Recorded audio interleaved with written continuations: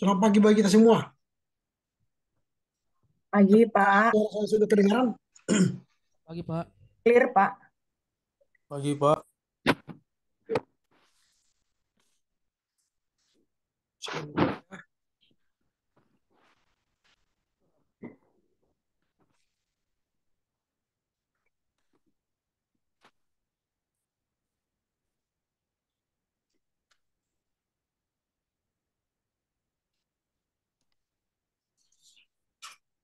Baiklah, kita akan segera memulai perkuliahan kita. Eh, Perkuliahan kita akan membahas soal eh, upaya berteologi kontekstual. Sebelum kita mulai perkuliahan kita hari ini, marilah kita berdoa untuk mohon hikmat bimbingan Tuhan. Kita berdoa. Bapa dalam sorga, kami bersyukur karena pagi ini boleh bertemu dengan para mahasiswa pasca sarjana ST Abisada Medan untuk semester 2000, tahun ajaran 2024-2025 dalam mata kuliah upaya berteologi kontekstual. Berkatilah kami memulai perkuliahan ini dari awal hingga mengakhiri semester ini.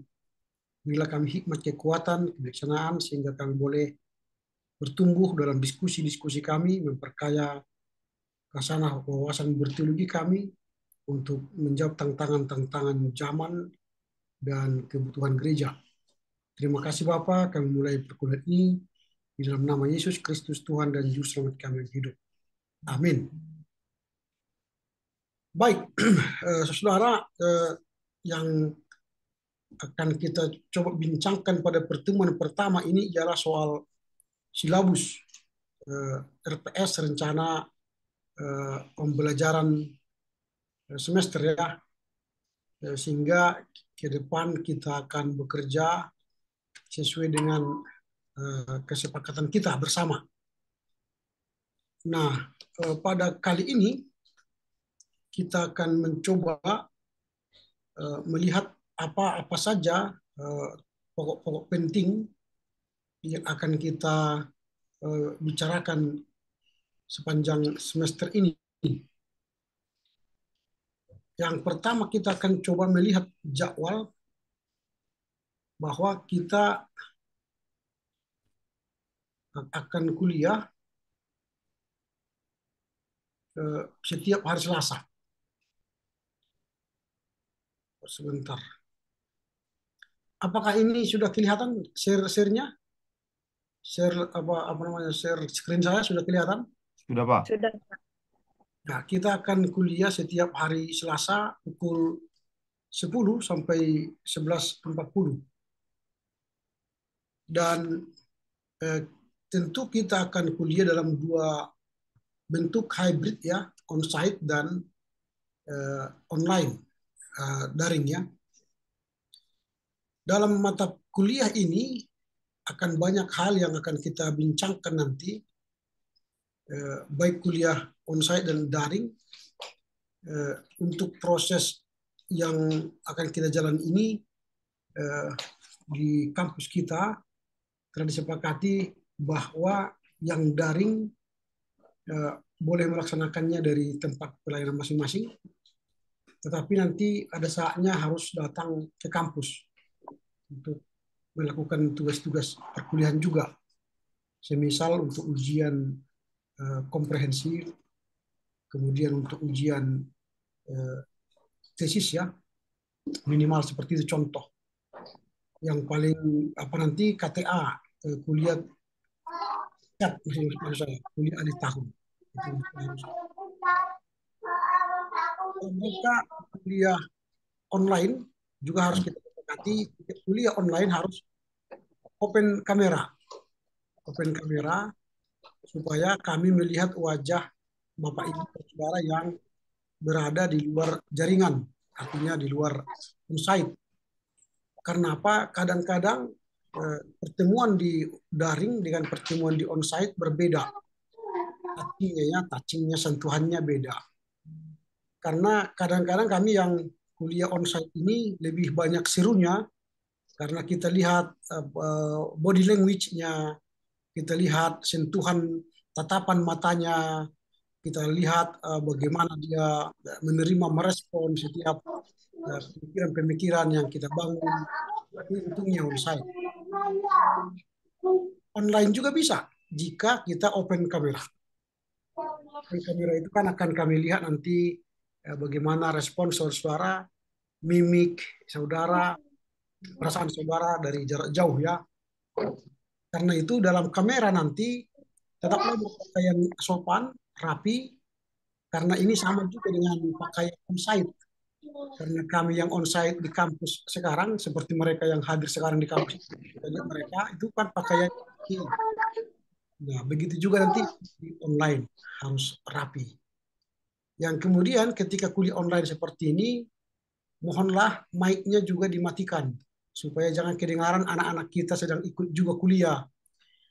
Atau si guk-guk kita ikut berdengar bersuara nanti kan, atau ayam-ayam kita berkokok-kokok di sana kan. Nah, kecuali diberi izin ngomong, dibukalah mic-nya supaya jangan berisik ya. Itu ya harus kita paham juga cara belajar ini yang online ini.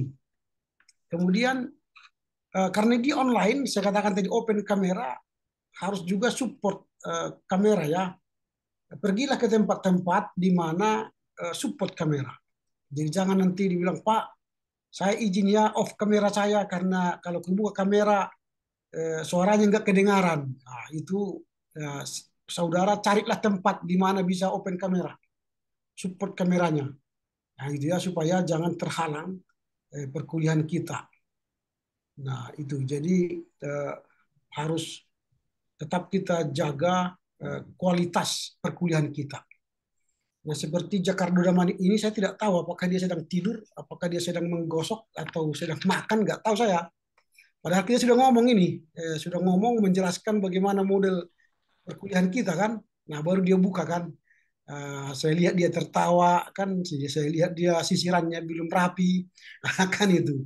Nah, itu gunanya kita open kamera sehingga walaupun jarak jauh nggak apa-apa. Saya sedang di Jogja nih. Karena besok anak saya akan wisuda pas wisuda dari UGM ya, Fakultas Teknik Fisika. Lalu saya katakan tadi sama si Bobby, kita kuliah dari online ya, saya dari Jogja. Nah, itulah enaknya sekarang perkuliahan ini. Lalu ini saya rekam. Nanti setelah usai ini saya kirimkan rekamannya kepada saudara untuk mereview lagi nanti apa yang sedang kita bicarakan dan untuk kita lakukan minggu-minggu sebelumnya, seterusnya. Inilah beberapa catatan-catatan dalam rangka perkuliahan daring ini sehingga kita sepakat ke depan untuk memilih kuliah daring dengan onsite. Baik, silabus ini akan kita coba lihat apa yang akan kita bincangkan ke depan. Mata kuliah ini diharapkan dapat memberi wawasan mengenai berteologi dalam konteks. Jadi ini yang paling utama nanti, bagaimana kita berteologi dalam konteks. Konteks kita apa? Itu dalam budaya lokal di Indonesia. Nanti kalau kita perkecil lagi itu budaya lokal kita masing-masing. Budaya Toba, budaya Angkola, budaya Simalungun, budaya Karo, budaya Dairi, budaya Nias, dan budaya-budaya yang ada di sekitar kita. Nah, itu nanti yang akan kita lihat. Bahkan nanti kita akan melihat budaya-budaya dalam denominasi gereja. Ada berbeda-beda nanti. Ada yang Calvinis, misalnya GBKP, Ada yang Lutheran, misalnya GKPI, HKI, GKPA, GKPS. Ada juga Calvinis lain tadi seperti GKI Sumut ya. Ada juga yang metodis nanti yang ikut gabung dalam perkuliahan pasca sarjana ini. Kemudian nanti juga kita akan melihat budaya lokal itu apa? Bicara juga dunia okultisme. Kita akan melihat nanti bagaimana pergumulan gereja menghadapi okult, pelaksanaan penyembahan berhala atau dukun-dukun, ya.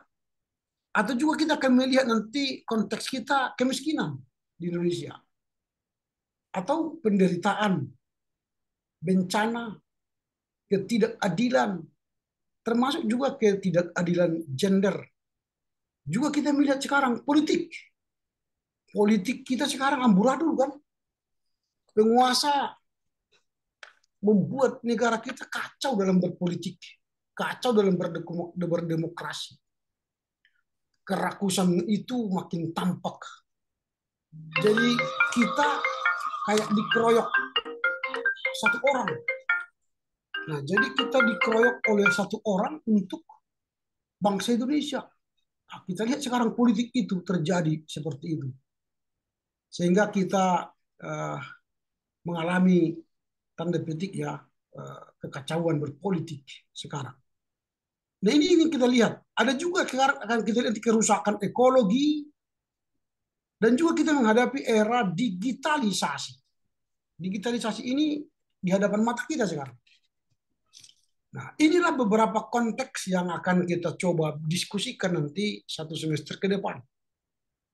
Sehingga kalau kita berbicara upaya berteologi, di sini tidak hanya untuk sekedar menerapkan teologi ke dalam konteks, tetapi juga bagaimana menghasilkan teologi yang relevan dengan konteks kita. Jadi apa yang relevan dengan konteks kita nanti, sehingga teologi kita menjadi sungguh-sungguh kontekstual. Jadi tidak lagi mengawang-awang, tetapi teologi itu membumi. Jangan teologi kita nanti di langit, surga yang kita bicarakan. Padahal bumi ini belum seperti surga. Ini yang harus kita lihat. Sehingga teologi kontekstual ini memberi sumbangan tidak hanya kepada gereja, tetapi juga kepada masyarakat. Inilah yang akan kita coba lihat nanti satu semester ini, bagaimana kita berupaya berteologi dalam konteks di Indonesia. Nah ini deskripsi mata kuliah ini. Sampai di sini ada kira-kira pertanyaan dari kita. Apa itu upaya berteologi dalam konteks? Ada pertanyaan dari kita, Bapak Ibu? Kalau tidak ada, saya lanjut ya. Nah, kalau tidak ada, dalam perkuliahan nanti ke depan, kita akan melihat sikap yang harus kita capai dalam mata kuliah ini. Dalam silabus, setiap silabus kita akan menghasilkan sikap. Nah, sikap apa yang akan kita dapat seusai mempelajari upaya berteologi dalam konteks tekstual ini? Yang pertama kita bertakwa kepada Tuhan Yang Maha Esa. Jadi kalau kita sudah belajar nanti upaya berteologi sebagai pendeta yang melayani jemaat, melayani Tuhan, kita semakin bertakwa kepada Tuhan Yesus. Dan mampu menunjukkan sikap religius. Ini penting, mengapa? Ada banyak sekarang, jangankan jemaat, pendeta, tidak bersifat religi. Dia punya agama, tapi tidak religius. Nah, itu yang menjadi tantangan kita sekarang. Indonesia hanya sampai berada pada tahap beragama. Belum sampai pada tahap religius. Makanya kalau kita lihat negara Amerika ya, salah satu persyaratan jadi presiden itu adalah orang yang religius. Bukan hanya orang beragama. Kita kan beragama. Walau dia sudah pernah masuk penjara, koruptor, masih mencalon bupati itu. Nah itu negara kita. Kalau di negara maju, kalau dia sudah tersandung kasus, skandal, gak mau itu mencalonkan diri jadi pemimpin. Itu namanya orang religius. Kalau kita hanya punya agama, sudah bertobatnya itu katanya kan, jadi pemimpin agama, pemimpin negara pun gak apa-apa. Gitu. Kalau di negara lain, kalau sudah ketahuan dia salah, mengundurkan diri itu jadi presiden, jadi calon presiden, jadi menteri, mengundurkan diri. Di kita sudah banyak salahnya pun masih terus menjadi presiden kan, sampai mau 3 periode lagi. Itulah negara kita ini. Dikatakan beragama iya, tapi religius belum tentu kan. Nah, jadi kalau kita sudah belajar ini nanti diharapkan kita religius, tidak hanya pendeta, tapi religius. Karena banyak pendeta yang bukan religius sekarang, hanya berkhotbah saja kerjanya, tapi tidak religius. Nah, ini bahaya ini. Makanya butuh sekolah pasca sarjana itu kan, supaya kita menjadi pendeta, gelar magister tapi religius. Sekarang banyak gelar MTH kan, tapi makin tinggi hati. Bukan makin rendah hati kan. MTH-nya aku, apa itu MTH? Makin tinggi hati katanya. Wah, bahaya. Apalagi MTH supaya bisa sukses nanti jadi pengurus sekjen atau jadi ketua klasis atau jadi preses. Wah, itu motivasinya salah itu. Kalau itu tak usah MTH, STH aja pun bisa nih itu sampai ke pengurus. Tapi orang berreligius atau punya religius yang baik, walaupun tidak jadi pengurus, jadi sekjen atau jadi preses klasis nggak apa-apa lah. Yang penting religius. Nah, itu kan. Itu sikap. Yang kedua, menghargai keanekaragaman budaya. Nah, itu yang penting. Kalau kita sudah berkuliah nanti upaya berteori kontekstual, jangan lagi memblame budaya orang lain. Seperti tidak beradat gitu. Kalau aku lain nama beradat kalau orang ada toba dan tabu ini kan. Itu perkataan itu berselingkali kedengaran ke kuping saya, ke kuping orang gitu kan. Jangan gitu lagi dong. Agama apa, adat apapun itu, yaitu punya tradisi leluhur. Tak usah dicap itu tidak beradat. Tak usah dicap itu tidak sesuai dengan kita. Ya berbeda dong. Adat mereka, adatku kan. Tapi jangan di blaming bahwa adatku tidak punya norma-norma, tidak punya nilai. Nah, itulah makanya kita upaya bertuli dalam kontekstual ini saling menghargai. Entah apapun budaya orang ya terimalah. Itu namanya pemikiran postmodern. Jadi pemikiran postmo itu engkau baik, aku baik, tapi jangan ganggu saya, gitu. Jadi pemikirannya begitu postmo. Jadi kita belajar itu bukan untuk mencari kebenaran diri, tapi melihat kebenaran orang lain, sehingga kita melihat dia pun benar, saya pun benar, lalu kita menghargai. Gitu ya. Jadi menghargai apa lagi? Pandangan. Jadi kalau sudah tingkat magister, jangan lagi mudah terjebak dalam perbincangan-perbincangan yang remeh-temeh. Pandangan orang itu harus kita terima dengan baik. Jadi jangan berbeda pandangan, akhirnya tidak cakapan lagi. Nanti kalau dalam diskusi kita di kelas ini berbeda pandangan kita, jangan langsung keluar dari ruangan kan. Berhentilah aku dari program ini. Pak RH ini ngeri-ngeri kari. Pandangannya gitu ya. Biasa itu. Kalau sudah di ruang debat akademis, ya biasa itu berbeda pandangan. Asal jangan saling caci mencaci ya, jangan caci maki ya. Tapi harus dalam koridor kesopan santunan lah ya. Nah itu menghargai agama. Nah nanti kita kan juga melihat ada agama lokal. Itu agama lokal sekarang, dulu orang misionaris menyebut itu agama pelbegu itu, pelbegu. Agama lokal itu agama pelbegu. Mereka cap itu agama animistis yang tak bertuhan. Itu dulu. Kalau kita sekarang tidak boleh lagi mengatakan itu agama pelbego atau agama animistis, itu agama lokal. Coba kita bayangkan mereka yang ribuan tahun sudah ada di tanah Batak, kita usir karena ada agama import, agama Kristen. Ada agama import Islam, sehingga agama lokal hilang. Agama Permalin, Pemena, Kaharingan, Kejawen, itu mau didepak dari bumi persada Indonesia ini. gara-gara datang agama impor. Agama-agama impor itu jadi besar. Islam besar, Kristen besar, Hindu besar, Buddha besar. Agama-agama lokal tertindas dan ya hampir-hampir punah. Nah, itu jangan kita anggap itu mereka tidak bertuhan. Mereka punya Tuhan. Ada punya Tuhan Gusti Allah, ada Debata Mula Jaina Bulon, ada Nebata, ada Dibata, macam-macam itu. Itu diakui sebagai aliran kepercayaan. Nah itu. Jadi dengan kuliah ini kita menghargai mereka, menghargai kepercayaan, serta pendapat atau temuan original orang lain. Kalau ada temuan-temuan teman-teman kita, ya kita harus hargai. Itulah buktinya kita scholar. Itulah buktinya kita magisteriat. Ya, jadi itu yang akan kita lihat nanti dalam perkuliahan kita ke depan. Nah, setelah sikap, tadi sudah tahu deskripsi, punya sikap, kita harus punya pengetahuan. Nah, pengetahuan itu untuk apa?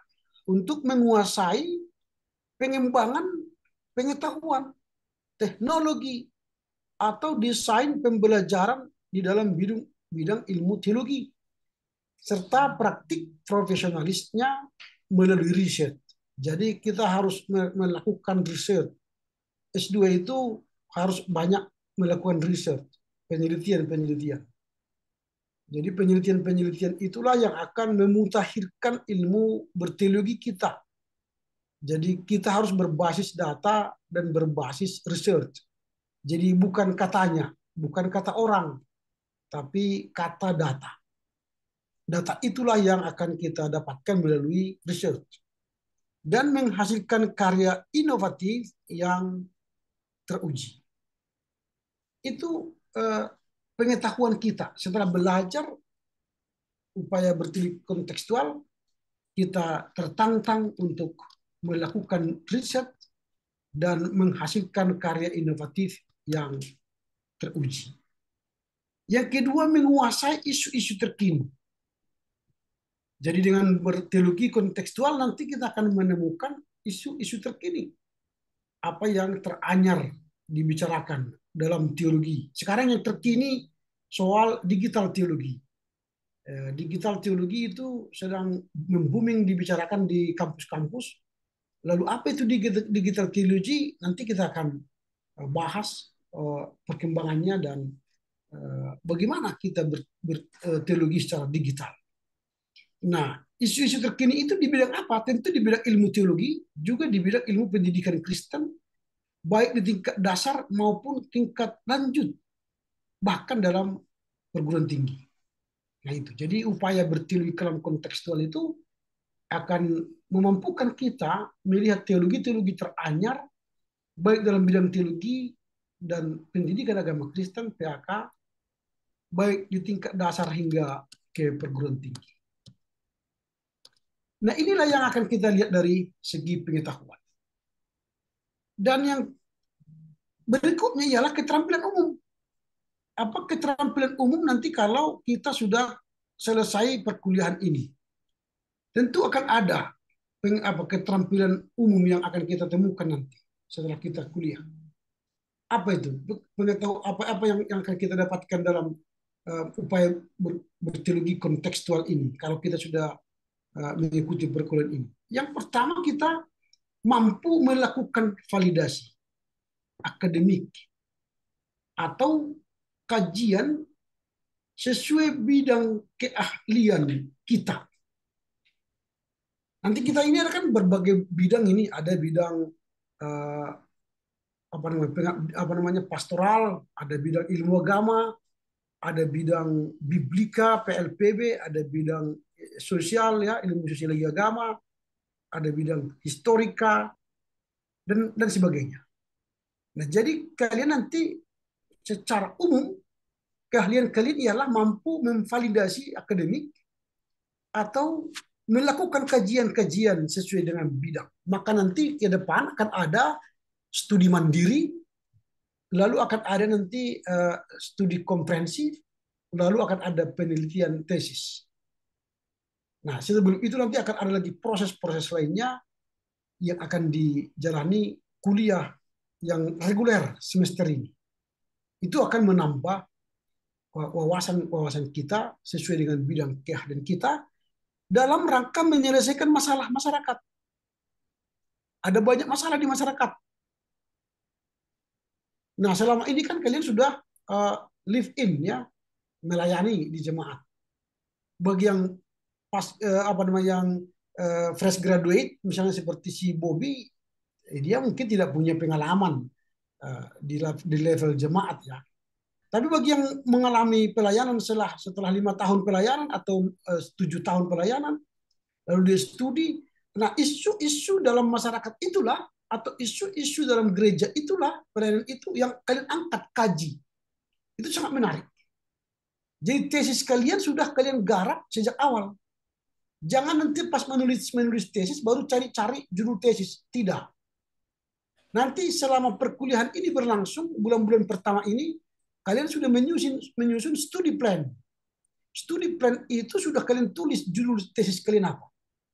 Lalu setelah kalian tulis studi plan itu dengan judul tesisnya apa, lalu rangkaian mencapai tesis itu, itulah yang akan kalian mulai dengan membuat kajian-kajian sesuai dengan bidangnya. Yang relevan melalui pengembangan pengetahuan dan keahliannya. Ini keterampilan umum yang akan didapatkan selama 1 semester ke depan. Jadi nanti kita sudah mulai belajar ini, 1 bulan ini nanti kalian dikasih untuk mengisi studi plan, isilah dalam rangka memvalidasi akademik atau kajian yang sesuai dengan bidang kalian. Maka studi mandiri 1 nanti bukunya, dalam makalahnya harus sesuai dengan tujuan tesismu. Apa tesis besarmu? Studi mandiri 2, laporan makalah 2 atau buku makalah 2, makalah 3, laporan buku 3, laporan buku 4, makalah 4 itu harus sudah kalian tata menuju tesis. Jadi jangan lagi setelah mau tesis disusun-susun, itu sudah terlambat. Itu keterampilan umum yang pertama. Yang kedua, mampu menyusun ide. Baru hasil pemikiran. Itu nanti di studi mandirimu itu ya. Sudah mampu menyusun ide-ide, pemikiran-pemikiran, gagasan-gagasan, dan argumen saintifik secara bertanggung jawab berdasarkan etika akademik serta mengkomunikasikannya melalui media kepada masyarakat akademik dan masyarakat luas. Nah, jadi pemikiran-pemikiran kita itu sebagai orang magisterial sudah harus mampu berpikir sistematis, berpikir akademis, berpikir saintifik yang bisa dipertanggungjawabkan. Itu keterampilan-keterampilan. Jadi nanti kalau sudah magister, jangan nanti kalau ditanya orang, jawaban kalian mencele-mencele, bla bla, gitu. Langsung keluar nanti penjelasan orang, percumanya magister kawan ini katanya. Nah, itu bebannya yang paling berat. Percumanya magister kawan ini katanya. Karena apa? Pemikiran kita setaraf F1. Jangan begitu. Jadi kalau sudah magister, cara berpikir kita ya magisterium, skolar ya. Itu keterampilan umum. Lalu tentu ada keterampilan khusus yang akan kita capai selama 1 semester ini. Apa itu? Mampu memecahkan permasalahan dalam bidang ilmu teologi, dalam bidang ilmu pendidikan Kristen, dengan memanfaatkan hasil riset yang relevan. Jadi saya katakan harus melalui riset yang relevan. Jadi jangan mengkutip punya orang lalu tempel ke makalah kita tanpa ada sebuah kajian-kajian yang relevan. Jadi kalau sudah taraf S2 bukan lagi mencomok sana mencomok sini. Kalau itu pekerjaan S1 itu. Comot pemikiran 1, comot pemikiran 2, disambung-sambungkan kalimat-kalimat mereka. Kalau ke S2 enggak lagi. Kita menganalisis, menilai pemikiran orang, lalu memberikan pemikiran kita. Itu namanya sudah mulai memecahkan masalah dalam bidang ilmu teologi. Dengan menggunakan pendekatan inter serta multidisipliner sesuai dengan keperluan. Kalau kita mendekati secara biblis, dekatilah secara biblis. Kalau kita ingin mendekati secara etika, etika. Mendekati secara ilmu sosiologi agama, silakan. Tapi kalau kita menggunakan artinya kita menggunakan pastoral, didekati juga secara biblis, itu juga keren. Nah, itu keterampilan khusus kita, mampu memecahkan masalah. Yang kedua, kita mampu meningkatkan mutu daya saing. Ini mutu sumber daya, ya, dalam bidang ilmu teologi pendidikan untuk penguatan pengembangan kelembagaan lebih lanjut. Jadi kalau sudah magister, ya mutu kita pun magister, kualifikasi kita pun magister, kompetensi kita pun magister. Jadi jangan sudah tamat magister, tapi cara berpikir, cara bertindak, cara laku sama dengan S1. Enggak lagi. Kita sudah punya kemampuan analisa, kemampuan riset, kemampuan memecahkan masalah dengan kemampuan ilmu magisterium kita.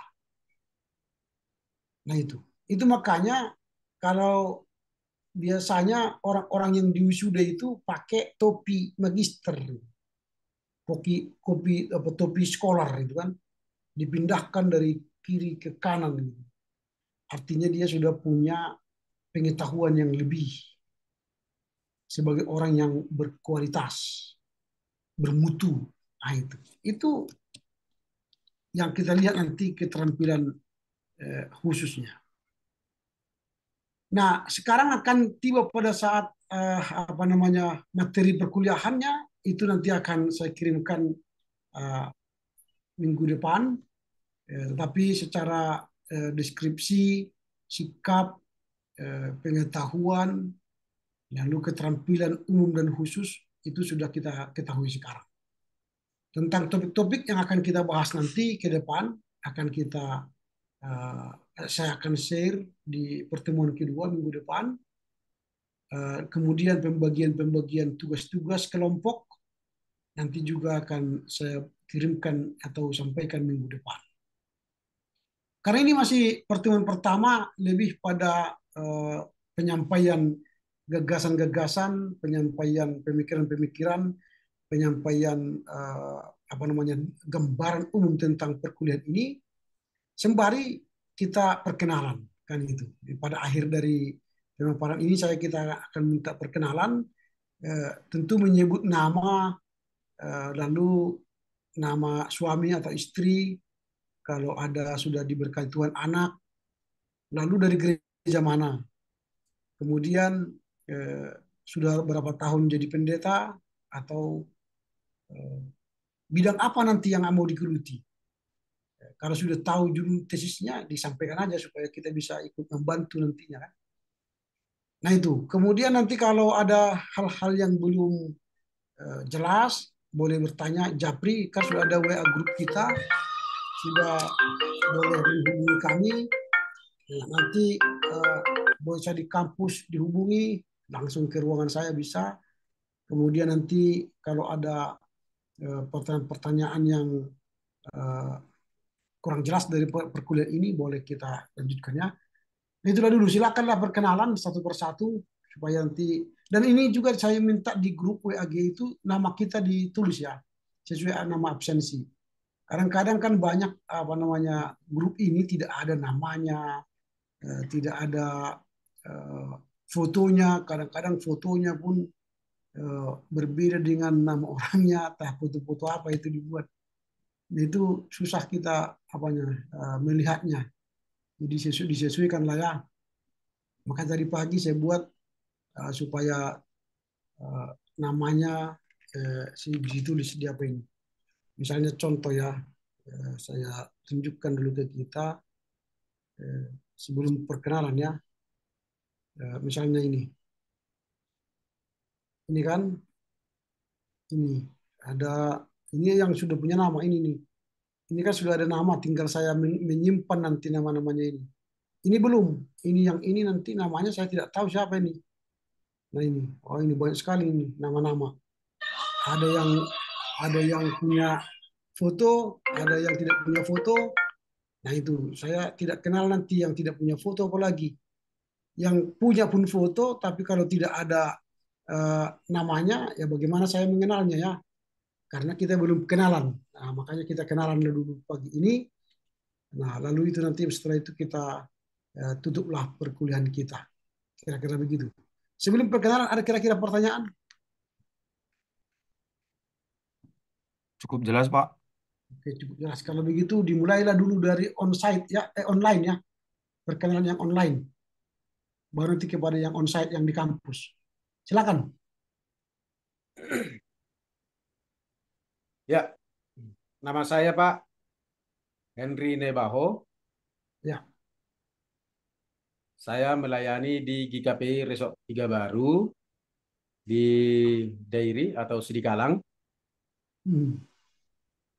Saya sudah menjadi pendeta resort 11 tahun Ya, dan saya alumni dari STT Abdi Sabda.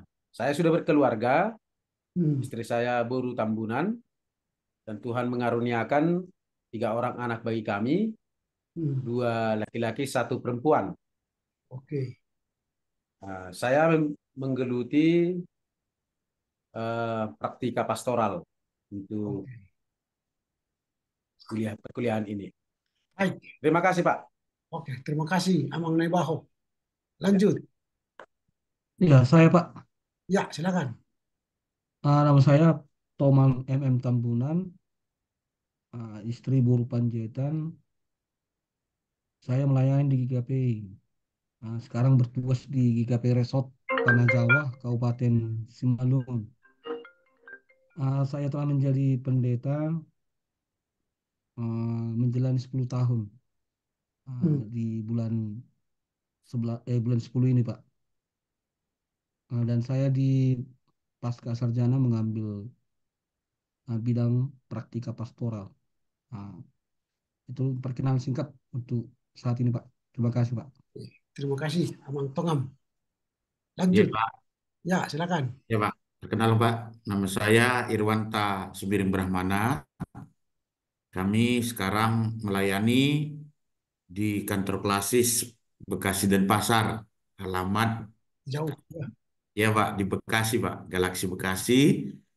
Jadi saya sudah melayani menjadi pendeta Pikariat 3 tahun, pendeta sudah 16 tahun. Wah, Saya alumni Abdi Sabda Stambuk 2000 Pak, wah. Ahmad 2005. Jadi udah kelamaan ini sebenarnya biasa ini Pak. Dia sudah menikah dengan istri Buru Ginting, anak 2 orang, 1 laki-laki, 1 perempuan. Bidang yang mau kami geluti nanti untuk S2 ini ilmu agama-agama Pak. Ya, demikian Pak. Terima kasih.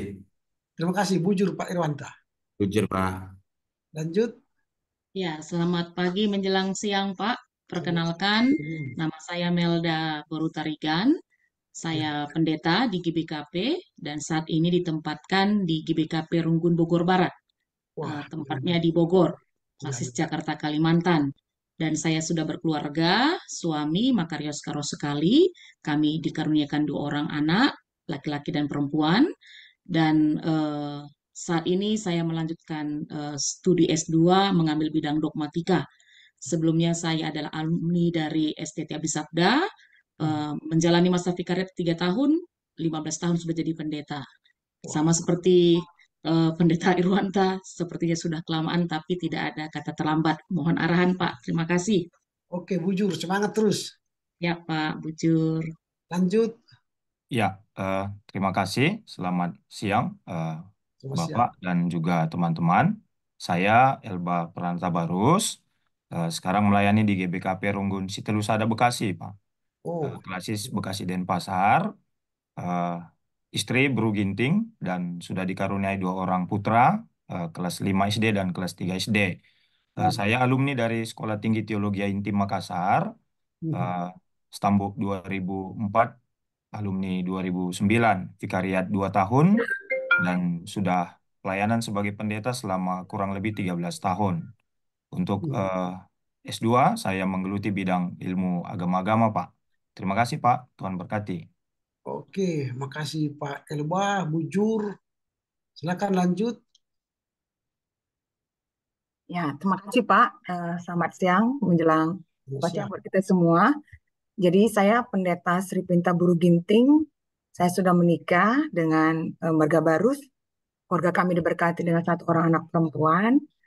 Sekarang saya melayani di GBKP Cisalak, Klasis, Jakarta, Kalimantan.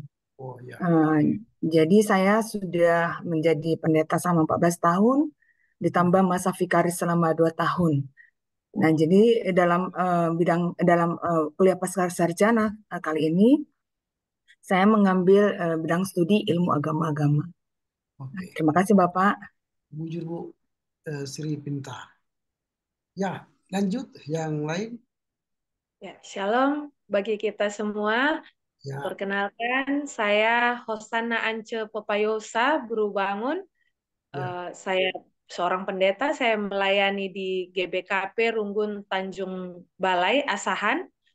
Saya sudah berkeluarga, Bapak di tengah-tengah keluarga bermarga Sembiring Pelawi, dan Tuhan sudah mengaruniakan 2 orang putri di tengah-tengah keluarga kami, 1 berusia 5 tahun, 1 berusia 3 tahun. Dan saya berasal S1 saya dari STT Intim Makassar, dan dulu bidang studinya Biblika PL, Pak. Tapi sekarang saya merasa setelah berjemaat dan menemukan persoalan-persoalan di jemaat, saya rindu untuk belajar mengupgrade diri di bidang praktika pastoral, secara khusus kalau bisa nanti diarahkan membuka klinik pasutri di tengah-tengah gereja, kalau ya memungkinkan begitu Pak. Itu proyek saya. Terima kasih Pak. Mantap, mantap sekali Bu. Bujur ya Pendeta Hosana. Lanjut. Ya, selamat pagi bagi kita semua. Perkenalkan, nama saya Deci Kinita Bru Sembiring. Saya asal gereja dari GBKP yang saat ini melayani di GBKP Studio Alam Depok. Pelayanan saya vikaris 2 tahun dan menjadi pendeta jemaat 8 tahun. Saya sudah berkeluarga, suami saya Mergata Rigan, dan anak ada 2, yang pertama laki-laki dan yang kedua perempuan. Dan saya alumni dari STT Cipanas, angkatan 2008, alumni 2013. Dan untuk S2 ini saya pilih bidang pendidikan agama Kristen, Pak. Terima kasih. Bujur, Bu Pendeta Desi Kinita. Lanjut.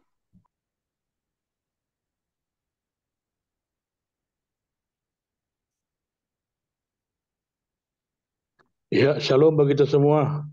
Ya, selamat pagi. Dan selamat siang Pak. Perkenalkan, nama saya Pendeta Jakardo Damanik. Saya sudah berkeluarga, istri Buru Purba, anak 4. Dan saya menjadi pendeta, vikar 2,5 tahun, pendeta masa dinas 11 tahun. Dan saya mengambil jurusan di dalam pascasarjana ini untuk mendalami praktika pastoral. Sekian Pak, terima kasih. Oke, itu Pak Pendeta Jakardo Damanik. Ya Pak, makasih Pak. Sudah habis dari online ya. Sekarang kami serahkan kepada yang on-site. Silakan. Mungkin agak datang ke depan ya, depan kamera supaya dilihat teman-teman ya. Kalau dari jauh nanti nggak ada kelihatan dia. Oke, silakan.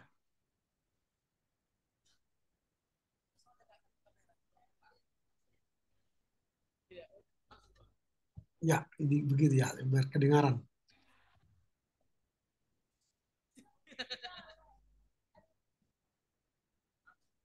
Selamat pagi Pak, perkenalkan saya Heldayanti Siregar. Saya asal gereja saya dari GKPI. Saya belum pendeta dan saya belum berkeluarga. Sebelumnya saya pelayanan di lembaga perkantas di Papua. Hmm. Eh, Bidang yang saya ambil ke depan itu praktika pastoral, Pak. Terima kasih, Pak. Tadi namanya Bu Siregar ya. Namanya siapa? Heldayanti, Pak. Heldayanti Heldayanti. Siregar. Oke, terima kasih Heldayanti. Terima kasih, Pak. Ya, lanjut.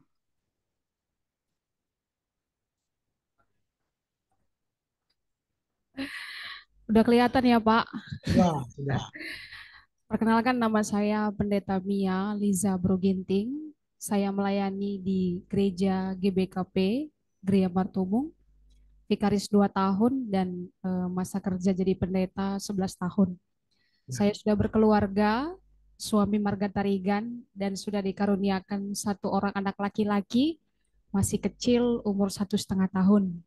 Dan bidang yang saya pilih di pasca sarjana ini adalah praktika pastoral. Terima kasih, Pak. Oke, bujur Pendeta Mia. Lanjut.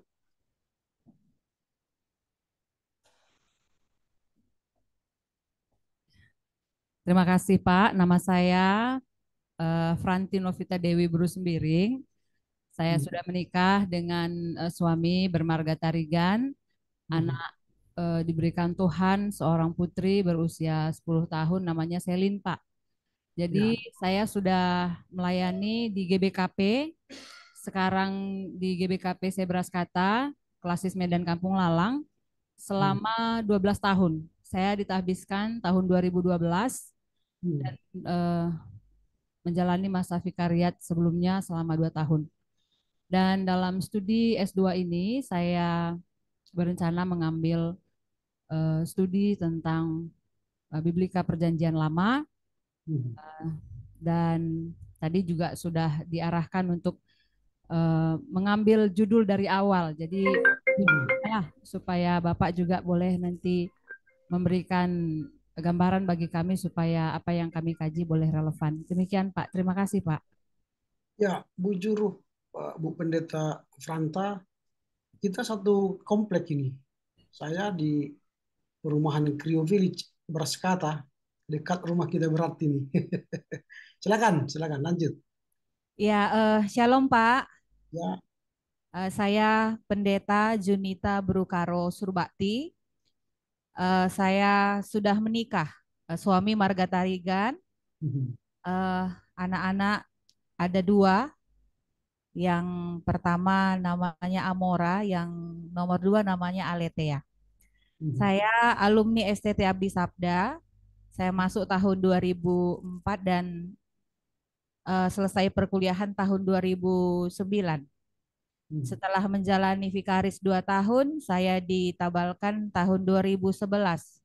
Berarti ada 13 tahun masa pelayanan sebagai pendeta. Waktu sekolah S1 saya juga ambil Perjanjian Lama dan untuk studi S2 ini juga saya mau meneruskan studi Biblika Perjanjian Lama. Ya, itu saja Pak. Mohon bimbingan dari Bapak. Terima kasih. Jujur Pak Bu Pendeta Judika, terima kasih ya. Lanjut.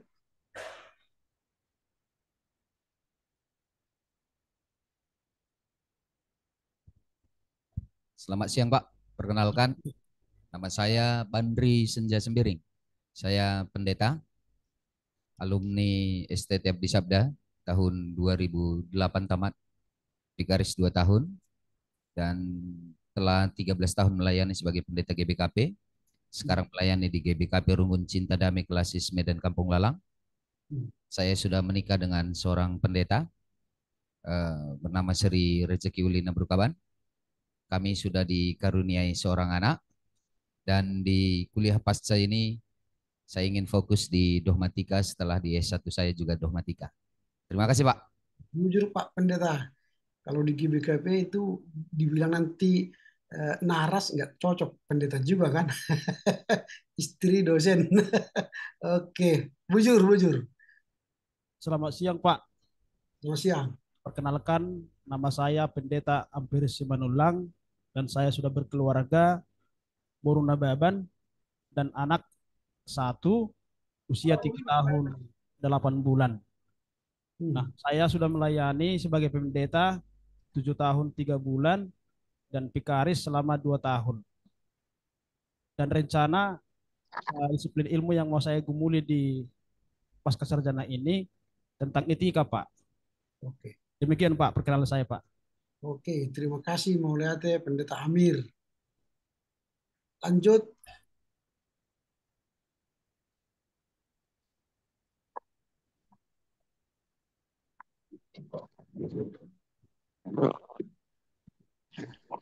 Horas Samang. Horas Samang, Horas. Ya, saya Pendeta Erikson Simatupang, alumni STT GMI Bandar Baru, Tabuk 1998, sudah 2003, dan melayani sebagai guru Injil selama 5 tahun, dan sebagai seorang pendeta selama 17 tahun. Dan saat ini saya melayani di Gereja Metodis yang ada di daerah Semencirim, Pak. Daerah Semencirim, sudah berkeluarga, istri pendeta juga, karuniai seorang putri. Sebenarnya 2013 saya sudah berencana untuk studi lanjut, tapi berhubung istri saya katakan fokus kita anak dulu, karena kami belum punya anak, 17 tahun baru dikaruniai anak. Jadi setelah 17 tahun dikaruniai anak, puji Tuhan cita-cita itu tercapai, boleh melanjutkan studi S2. Saya geluti bidang praktika pastoral, walaupun di S1 saya ambil agama-agama. Mulyate Bapak, Horas. Mulyate Amang Pendeta Erikson, luar biasa sejarah singkatnya tadi, menginspirasi ya. Oke, lanjut Amang, yang lain.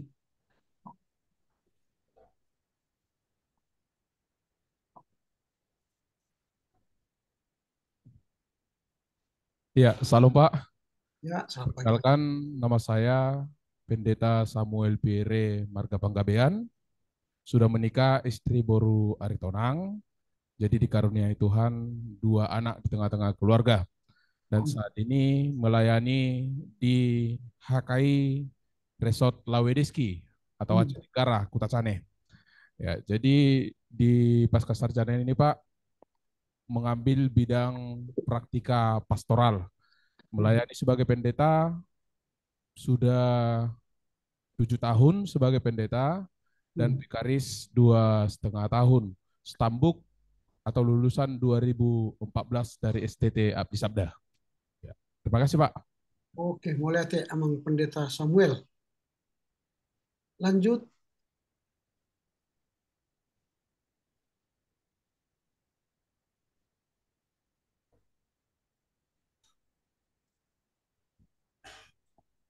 Shalom Pak, salam buat kita semuanya. Ya, selamat pagi. Nama saya Pendeta Gracio Mala, Grupinem.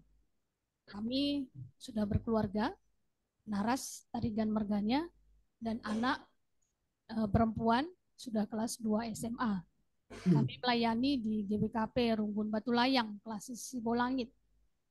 Dan kami pikaris 3 tahun menjalaninya, dan sebagai pendeta sudah 15 tahun, Pak. Jadi dalam bidang di pasca sarjana ini kami mengambil pratika pastoral, Pak. Ya, Oke. Pak. Terima kasih. Pendeta Rasio Mala. Lanjut.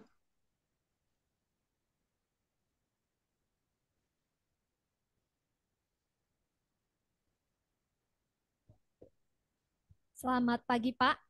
Selamat pagi. Nama saya Dewi Simanjorang. Asal gereja saya dari GKI Sumut. Sekarang saya masih terikat magang atau pembantu pelayanan di GKI Sumut Sekarang Stabat, Pak, Jalan Stabat. Umur saya 23 tahun, saya belum berkeluarga, Pak. Terima kasih. Bidang yang ambil adalah etika, Pak. Oke, terima kasih Dewi. Semangat terus supaya bisa melewati masa-masa ini ya, masa studi ini. Lanjut. Ini si Bobby ya. Ini belum menikah juga ini. Bukan. Iya, Shalom. Yo. Perkenalkan, nama saya Pendeta Cami Oberman Silalahi. Saya dari pendeta di GKPS dan saya melayani sebagai pendeta selama 10 tahun dan juga masa fikar selama 3 tahun. Jadi saya sudah berkeluarga, istri Boru Saragi, dan kami dikaruniakan 2 anak. Jadi untuk program studi lanjut ini saya ingin konsen di praktika pastoral. Demikian, terima kasih Pak. Terima kasih Amang Pandita. Ini pernah di GKPA ini beliau ini di Pendeta Cami Silalahi.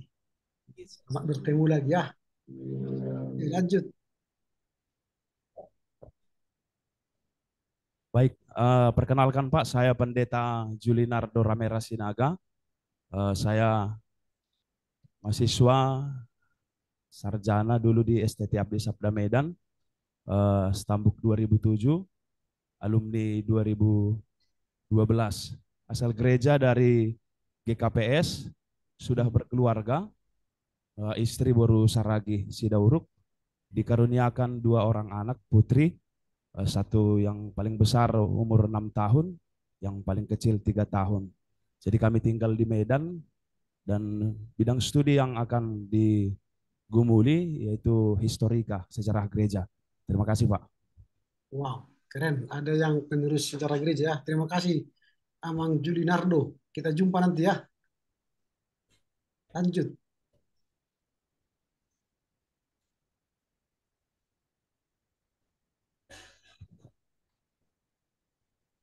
Ya, selamat siang Pak. Perkenalkan, nama saya Freddy Ginting, saya pendeta GBKP, alumni Abdi Sabda tahun 2003. Sekarang kami melayani di GBKP Klasik Sekolah Langkat.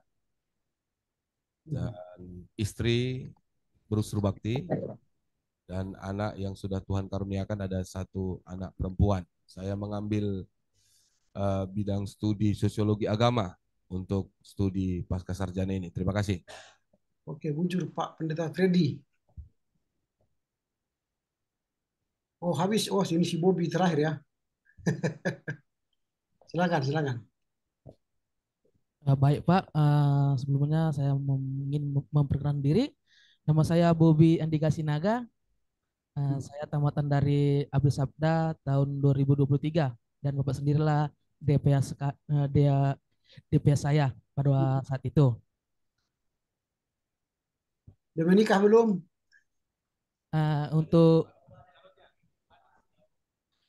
Untuk bidang yang saya gumuli selama pasca ini yaitu bidang pratika pastoral Pak. Demikian perkenalan singkat saya, terima kasih. Dan untuk Ibu Arni Lando, bolehlah memperkenalkan diri. Terima kasih. Oke, terima kasih Bobby. Ya grogi di depan Dewi.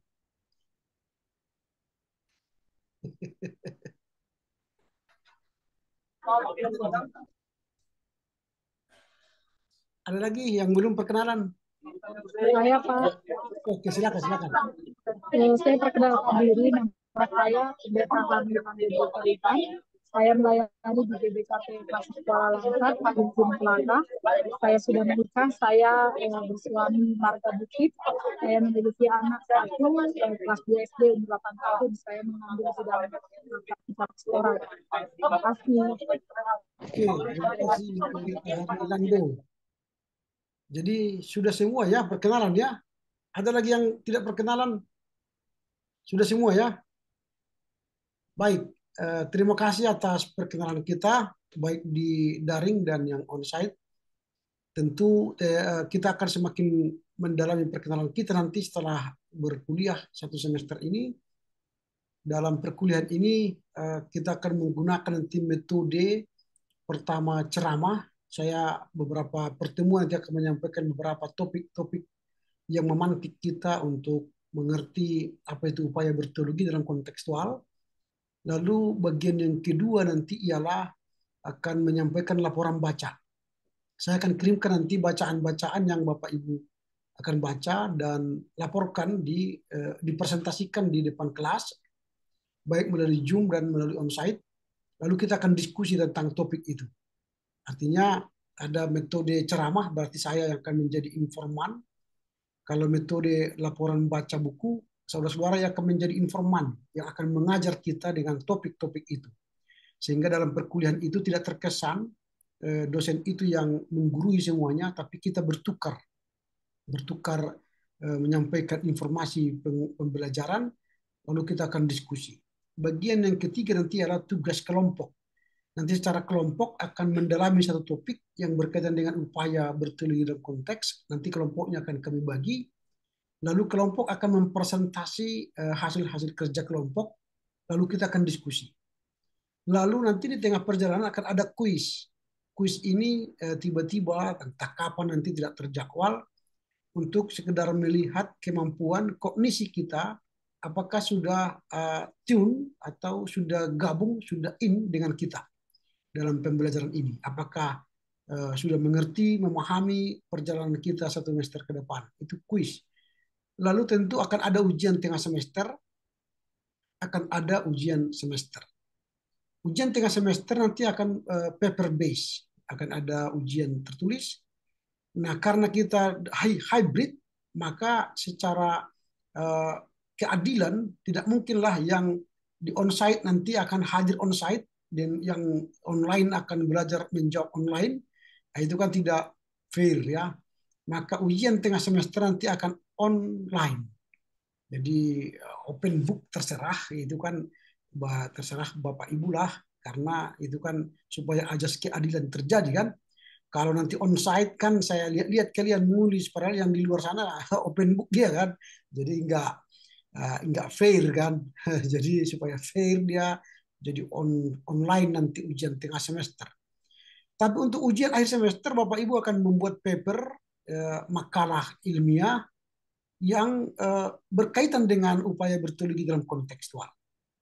Lalu selama proses berjalan, Bapak Ibu akan mencari judul topik yang akan menjadi ujian akhir semester. Jadi tidak akan saya tentukan judulnya, tapi Bapak Ibu yang akan menentukan judulnya, membuat paper ilmiah yang berkaitan dengan upaya berteologi dalam kontekstual, lalu persiapkan itu bisa menjadi materi untuk masuk ke jurnal. Karena salah satu persyaratan untuk bisa diwisuda nanti dari pasca sarjana ialah punya artikel dalam jurnal-jurnal tersinta. Jadi nanti tulisan-tulisan paper-paper kalian dalam perkuliahan seperti ini segera kirimkan ke jurnal-jurnal terindeks atau jurnal-jurnal tersinta supaya bisa nanti menyelesaikan studi di pasca sarjana. Karena itu peraturan pemerintah. Jadi jangan nanti tunggu setelah mau wisuda baru kirim ke jurnal, karena mengirim ke jurnal bisa cepat bisa lama. Ada yang dikirim 1 kali kirim 1 tahun baru terbit, ada yang 1,5 tahun baru terbit, atau ada yang jurnal yang mungkin ya mudah terbit, tapi hati-hati itu predator. Kalau predator tidak diakui nanti di ST. Jadi sejak kilometer 0 ini sudah mulailah mengirimkan artikel-artikel yang akan dikirim ke jurnal-jurnal tersinta, baik jurnal teologi atau jurnal PAK atau jurnal humaniora, terserah yang berkaitan dengan bidang ilmu kita bersesuaian. Nah, itulah untuk UTS, sehingga nanti pada akhir semester kita akan melaksanakan UAS secara memberikan dengan paper sesuai jadwal yang kita tentukan. Jadi pengirimannya nanti sesuai jadwal yang ditentukan. Jangan dikirim di awal perkuliahan, itu belum UAS itu nanti. Dikirim pada akhir perkuliahan. Itulah UAS itu. Demikian dulu bisa penjelasan saya tentang pertemuan pertama kita ini. Kalau ada pertanyaan sebelum kita tutup, kami persilakan. Ada kira-kira yang belum jelas? Kalau sudah jelas, biar kita tutup. Baiklah, kalau sudah jelas, mungkin Bu Harmi tadi agak terlambat datang. Nanti rekaman perkuliahan ini akan saya kirimkan ke grup. Boleh diulang-ulang, didengar lagi apa yang telah kita bincangkan sejak awal, supaya nanti Bu Pendeta Harmi bisa mengerti, memahami apa yang telah kita bincangkan sejak awal tadi. Dengan demikian berakhirlah perkuliahan kita. Kita akan menutup dengan doa. Dari setelah itu nanti kita akan bubarnya. Kita berdoa. Bapa dalam sorga, kami bersyukur perkuliahan awal perdana pasca sarjana setiap bidang ini bersama yang baik untuk berbicara soal silabus RPS dan metode perkuliahan, kemudian membahas tentang deskripsi, pengetahuan, keterampilan umum dan khusus, apa yang dicapai selama perkuliahan 1 semester ke depan. Terima kasih Bapak, berkatilah kami semua peserta pasca sarjana ini, sehingga sejak awal hingga akhir akan mendapatkan wawasan berteologi yang lebih baik, teranyar dan terkini, untuk menjawab kebutuhan masyarakat dan gereja. Terpujilah Engkau Bapa, demi Kristus Yesus kami berdoa dan memohon kepadamu. Amin. Oke, selamat pagi, selamat siang. Terima kasih, Pak. Jujua. Terima kasih, Pak. Terima kasih, Pak. Sampai jumpa. Sampai jumpa.